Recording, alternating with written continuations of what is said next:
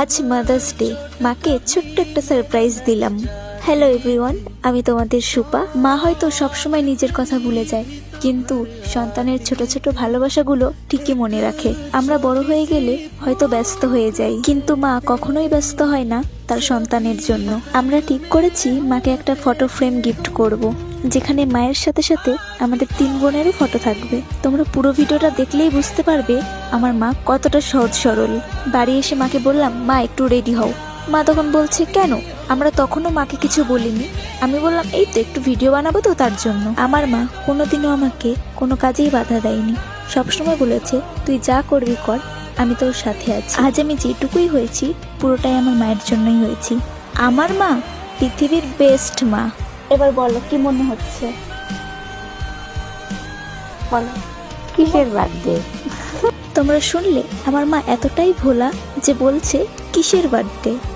Birthday না, birthday না তো। তাই কি আজকে? আজকে কি জানো না? আজকে কি জানো না? না, আজ বুঝতে পারছো না? আজ হচ্ছে মাদার্স ডে, এর জন্য কেক নিয়েছি তোমাকে সারপ্রাইজ দেওয়ার জন্য। না, কেক সারপ্রাইজ হয়েছো? হ্যাঁ, কতটা? অনেকটা।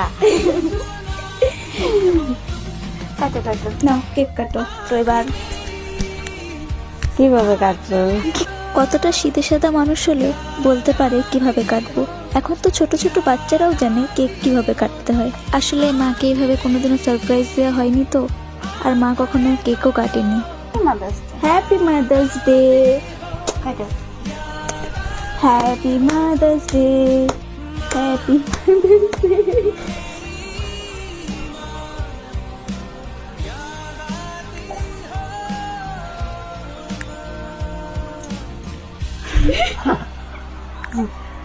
মাকে এবার গিফটটা দেব, দেখবো মা গিফটটা দেখে কি বলে।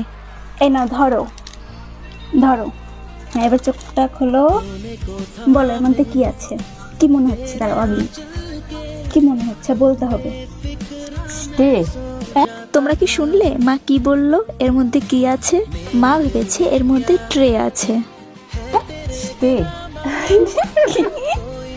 না, কাপড়। প্রথমে কি করলে? Tray, tray. তাহলে খোলো, নাও এটা খোলো প্রথমে। এবার বলো কি আছে এর মধ্যে। এটার মধ্যে ফটো। হ্যাঁ, না খুলে দেখো, এবার খোলো। কি সুন্দর! পছন্দ হয়েছে? হ্যাঁ, হেব্বি সুন্দর।